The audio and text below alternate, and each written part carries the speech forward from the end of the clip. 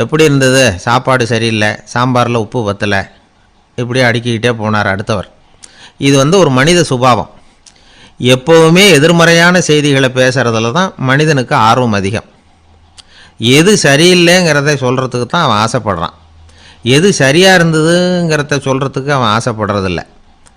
இப்போ எல்லோரும் சொல்லுவாங்களே, ஒரு பெரிய வெள்ளைத்தாளில் நடுவில் ஒரு சின்ன கருப்பு புள்ளியை வைங்க, அதை ஒருத்தர்கிட்ட காட்டி இது என்னன்னு கேட்டால் கருப்பு புள்ளின்னு தான் சொல்லுவார்.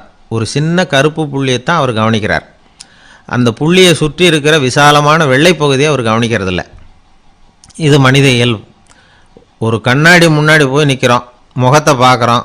கொஞ்சம் யோசனை பண்ணி பாருங்கள். முகத்தில் நமக்கு பிடிக்காத பகுதியை தான் முதல்ல கவனிப்போம். கன்னத்தில் ஒரு பரு இருந்ததுன்னா அதுதான் முதல்ல நம்ம கண்ணில் படும். கருப்பாக ஒரு மச்சம் இருந்தால் அதை தான் நாம் முதல்ல கவனிக்கிறோம்.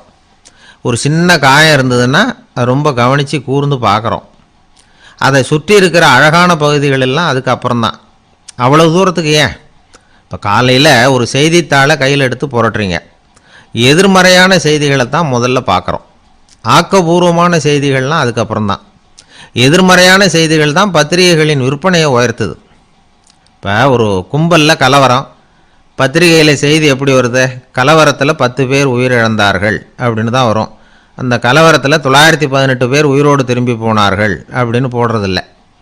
எத்தனை பேர் இறந்து போனாங்க அப்படிங்கிறது தான் பத்திரிகைக்கு முக்கியம். ஏன்னா மனித மனம் அதை தான் கவனிக்குது. பாதகமான செய்திகளே பத்திரிகைகளில் அதிகமாக வருது, எதிர்மறையான செய்திகளுக்கு தான் அதிக முக்கியத்துவம் கொடுக்கப்படுது. இதனால் என்ன ஆகுது தெரியுமா?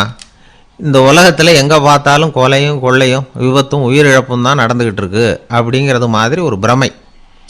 இந்த உலகத்தில் மகிழ்ச்சிகளை எல்லாம் நாம் மறந்துடுறோம்.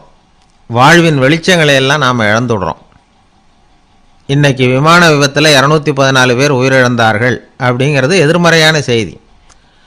இன்று விமானம் மூலமாக 2 லட்சம் பேர் சௌக்கியமாக பயணம் செய்தார்கள் அப்படிங்கிறது நேரடியான செய்தி. ஆனாலும் செத்தது தான் செய்தியாக வரும். சௌக்கியமாக போனவங்களை பற்றி வெளியில் தெரியாது. வாழ்க்கையின் சாதகமான அம்சங்களில் கவனம் செலுத்துறதுக்கு நாம் கற்றுக்கணும். இந்த உலகத்தில் நாம் மகிழ்ச்சியாக இருக்கிறதுக்கு எவ்வளவோ விஷயங்கள் உண்டு. அதையெல்லாம் கவனித்து பார்க்குறதுக்கு நாம் கற்றுக்கணும். ஒரு நாள் பூராவும் நல்லா நடந்துக்கிட்டு இருப்பீங்க, ஏதோ ஒரு நேரத்தில் வாழைப்பழத்தோலில் காலை வச்சுருப்பீங்க, வழுக்கி விழுந்துட்டீங்க. வழுக்கி விழுந்தது தான் நமக்கு பெருசாக தெரியும். நாலு பூரா நாம் நல்லா நடந்துக்கிட்டு இருந்தோமே அப்படிங்கிறது தெரியாது பெருசாக. நமது பலம் என்னங்கிறதுல தான் அதிக கவனம் தேவை. தோல்வி மனப்பான்மை இது நெகட்டிவ் ஆட்டிடியூட்ஸ். தாழ்வு மனப்பான்மை நெகட்டிவ் செல்ஃப் இமேஜ். எதிர்மறையாகவே நினைக்கிறது பேசுறது அப்படிங்கிற குணத்தை மாற்றிக்காதவன் எந்த காலத்துலேயும் முன்னேற முடியாது. அப்படிப்பட்டவன் வெற்றிகரமான மனிதனும் கிடையாது. ஆகையினால் வாழ்க்கையில் வெற்றி பெற விரும்புகிறவர்கள் எதிர்மறை மனோபாவத்தை மாற்றிக்கொள்ளுங்கள். நெகட்டிவ் விஷயங்கள்லேருந்து உங்கள் கவனத்தை திருப்புங்க, பாசிட்டிவ் விஷயங்களில் கவனத்தை செலுத்துங்கள். ஒரே விஷயத்தை கூட சில பேர் பாசிட்டிவாக எடுத்துக்குவாங்க, சில பேர் நெகட்டிவாக எடுத்துக்குவாங்க. ஒரு சத்திரத்தில் 2 சாமியார்கள் சந்திச்சுக்கிட்டாங்களாம். தங்களுடைய சொந்த கதைகளை அவங்க பேசிக்கிட்டாங்க.